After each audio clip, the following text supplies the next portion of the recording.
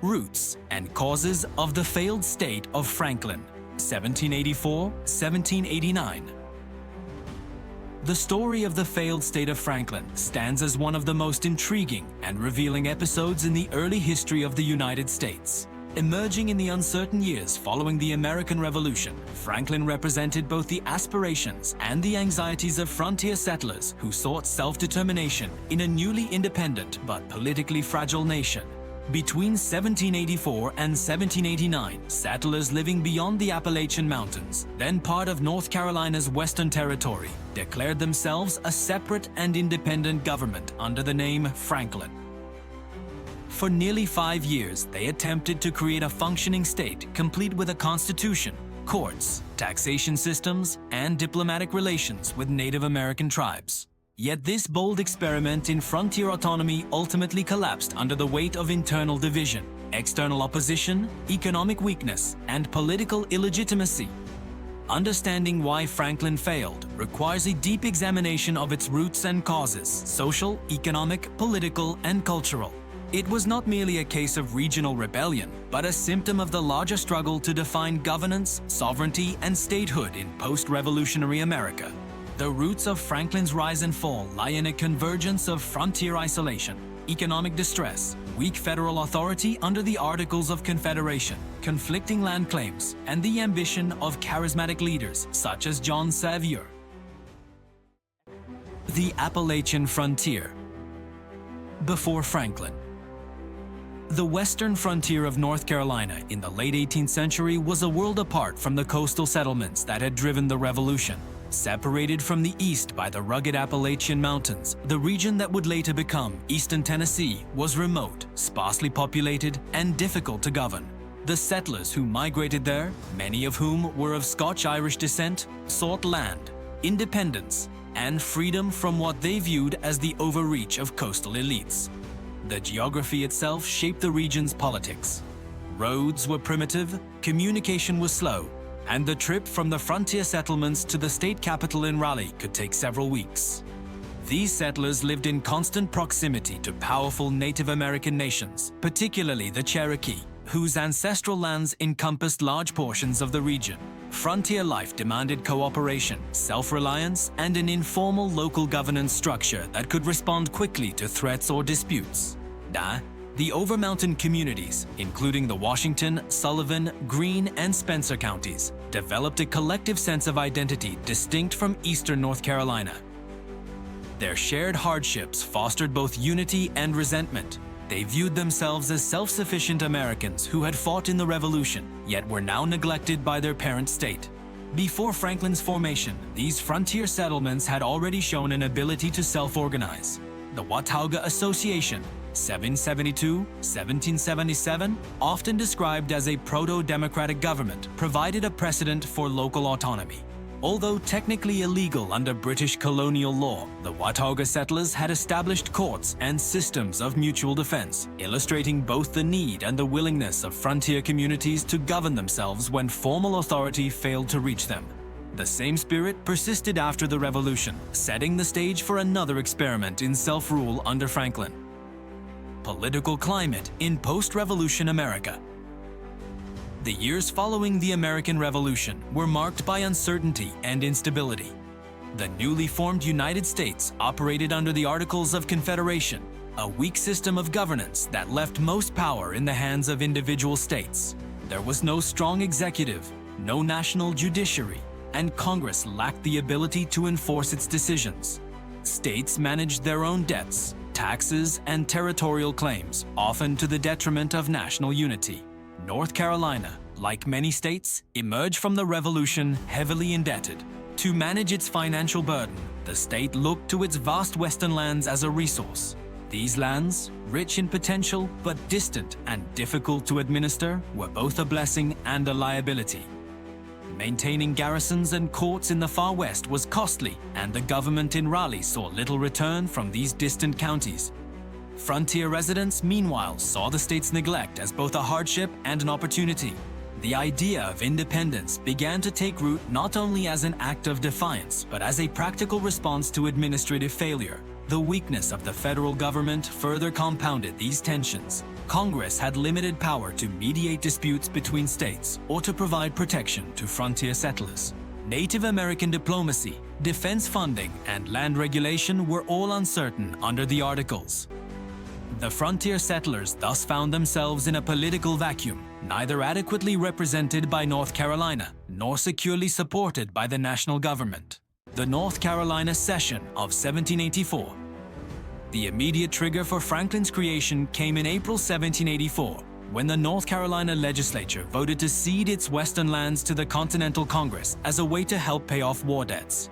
The Cession Act authorized the transfer of territory west of the Appalachian Mountains to the national government, provided Congress accepted it within 2 years. From the perspective of North Carolina legislators, the cession was an economic and political convenience.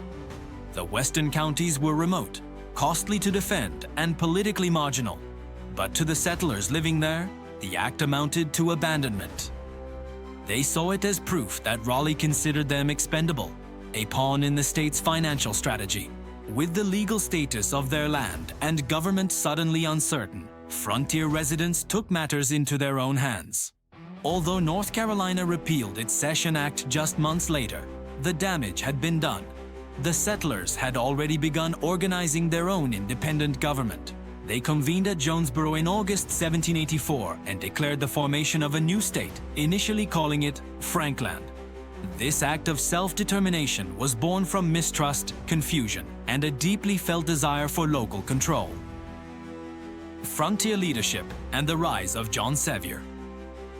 Among the settlers, none commanded more respect than John Sevier.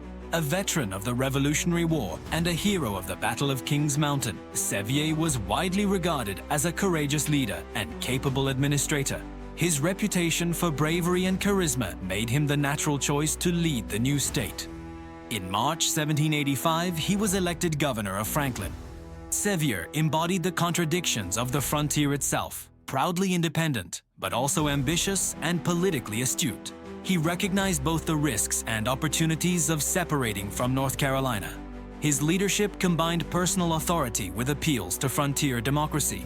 Yet his position also depended on balancing competing interests. Settlers seeking land and protection, local elites invested in speculation, and a wary Congress that could either legitimize or destroy the experiment.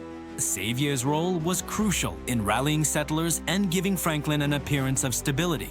Under his leadership, the Franklinites established a provisional constitution modeled on North Carolina's, held legislative sessions, and began to collect taxes. But despite his popularity, Sevier would later become a polarizing figure, particularly as Franklin descended into factionalism and conflict with North Carolina loyalists such as John Tipton. Economic grievances and self-interest. Economic distress was one of the primary forces behind the creation of Franklin. The Revolutionary War had left both individuals and governments financially strained. Hard currency was scarce, trade routes were limited, and many settlers were burdened by debt. On the frontier, barter was often the only means of exchange. Taxes imposed by North Carolina were deeply unpopular, not only because they were perceived as unfair, but because settlers often had no way to pay them in cash.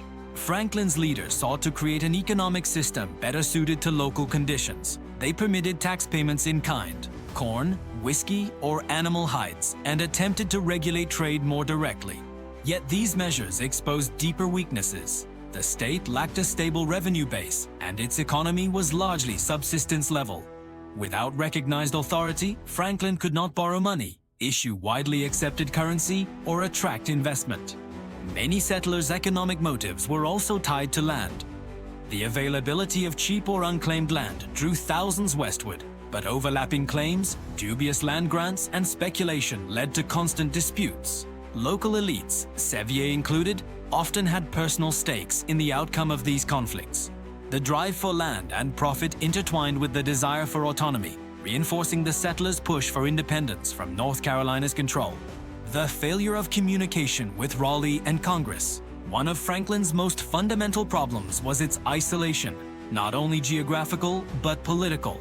Communication between the frontier and the North Carolina government was slow and unreliable. By the time orders or petitions reached Raleigh, conditions in the West might have changed entirely. Misunderstandings and suspicions flourished in this vacuum. In 1785, Franklin sent a delegation to Congress to petition for admission as the 14th state. 7 of the 13 states voted in favor, but under the Articles of Confederation, a 2/3 majority was required. Franklin fell short by 1 vote. Without official recognition, its government operated in legal limbo. Meanwhile, North Carolina viewed Franklin's independence as rebellion.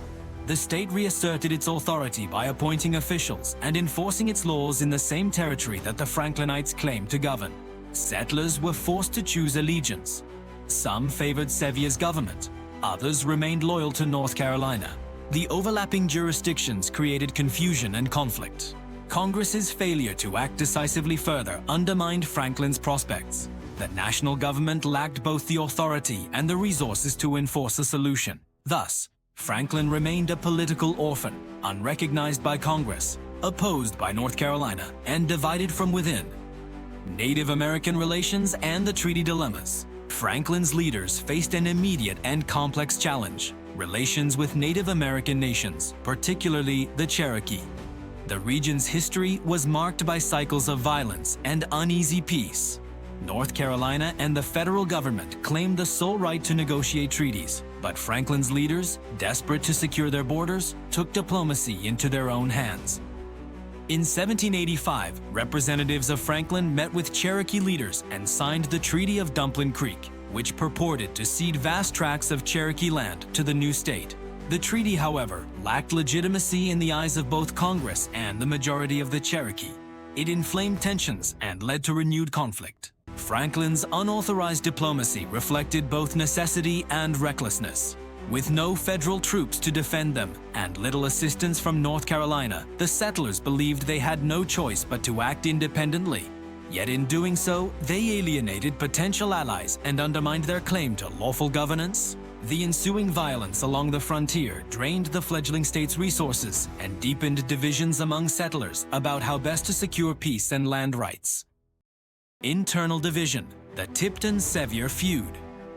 If Franklin's external challenges were daunting, its internal conflicts were fatal. The rivalry between John Sevier and John Tipton epitomized the political and personal fractures that tore the state apart. Tipton, a landowner and former North Carolina legislator, opposed secession from the beginning. He considered Franklin's government illegal and warned that it would bring ruin to the frontier. The feud between the two men escalated over issues of authority, land, and loyalty. Each side accused the other of corruption and tyranny. In February 1788, the conflict erupted into violence when Sevier's supporters attempted to seize property belonging to Tipton after a court order. The resulting skirmish, known as the Battle of Franklin or the Tipton-Haines Affair, ended in humiliation for Sevier. His forces were dispersed, several men were killed, and he was temporarily arrested by North Carolina authorities. The feud's significance extended beyond personal animosity. It symbolized the fragmentation of the frontier community and the collapse of consensus. Without unity, the Franklin government could no longer function effectively. Many settlers grew disillusioned and reconciled with North Carolina, seeing stability as preferable to perpetual turmoil. Legal and constitutional confusion. A core weakness of Franklin lay in its lack of legal legitimacy. The settlers attempted to draft a constitution modeled on North Carolina's, but debates over its provisions revealed deep divisions. Early drafts considered radical measures such as limiting lawyers' roles or establishing a more democratic land policy, but conservative forces prevailed. The final constitution closely resembled that of North Carolina, offering little innovation. Two parallel legal systems soon operated in the same territory: Franklin's courts and North Carolina's courts.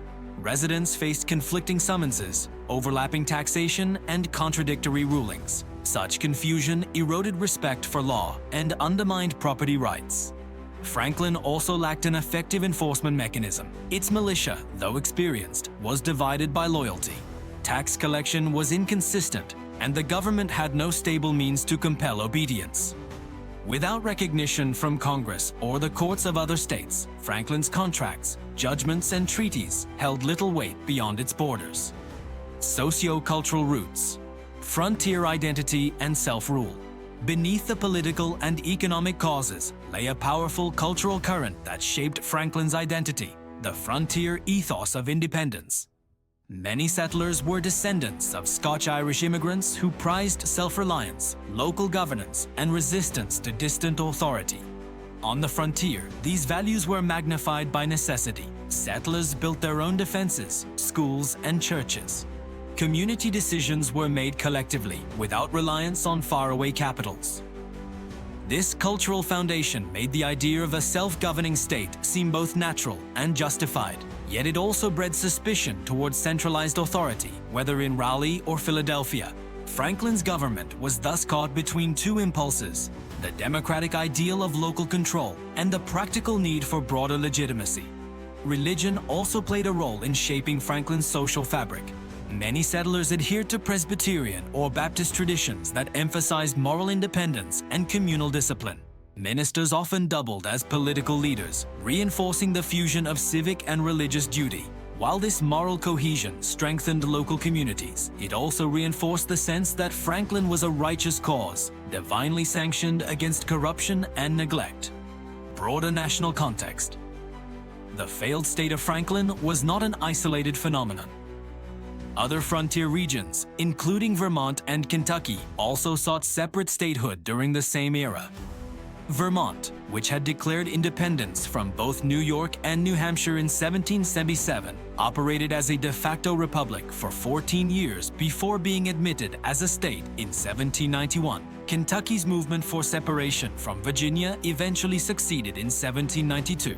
What distinguished Franklin was its timing and context. Operating under the weak Articles of Confederation, it lacked a strong national framework to appeal to. By contrast, Vermont and Kentucky benefited from a more stable constitutional system once the U.S. Constitution was ratified. Franklin's failure thus illuminated the flaws of the Confederation system. It demonstrated the difficulty of integrating frontier territories into a coherent national structure. The episode also highlighted the delicate balance between state sovereignty and federal oversight, a tension that would continue to define American politics for decades. The collapse and historical legacy. By 1788, the state of Franklin was effectively dead. The collapse of its government followed a series of humiliations, military defeats, political arrests, and dwindling public support. John Sevier's arrest by North Carolina authorities marked the symbolic end of the movement. By 1789, most residents had reconciled with North Carolina, which reasserted control and offered pardons to those who had participated in the rebellion. In 1790, North Carolina once again ceded its western lands to the federal government, this time successfully. The area became the Southwest Territory, administered directly by Congress. 6 years later, it entered the Union as the state of Tennessee, with John Sevier remarkably serving as its first governor. The legacy of Franklin endured in both myth and memory. For many Tennesseans, it became a symbol of frontier independence and the desire for self-government. In historical perspective, Franklin's brief existence foreshadowed the challenges the United States would face as it expanded westward, balancing local autonomy with national cohesion, ensuring representation for distant communities, and managing the persistent tensions between democracy and authority. Conclusion. The failure of the state of Franklin was not a simple tale of rebellion or incompetence. It was a reflection of the broader uncertainties of the early American Republic. The settlers of Franklin acted out of genuine grievances, economic neglect, political marginalization, and the urgent need for self-defense. Yet their solutions were undermined by structural weaknesses, the fragility of the Articles of Confederation, North Carolina's inconsistent policies, and the settlers' own internal divisions. At its heart, Franklin's experiment revealed the frontier's dual nature, a place of freedom and opportunity, but also of lawlessness and fragility. The same forces that inspired independence, geographic isolation, local pride, distrust of distant authority, also made sustained governance nearly impossible. Franklin's rise and fall thus serve as a microcosm of the young nation's growing pains. It tested the limits of Republican government, challenged the authority of established states, and foreshadowed the debates over federalism that would dominate American politics for generations. Though short-lived, the state of Franklin remains one of the most revealing stories of early American history, a reminder that the path to union was neither smooth nor inevitable, but forged through the ambitions and failures of those who dared to govern themselves.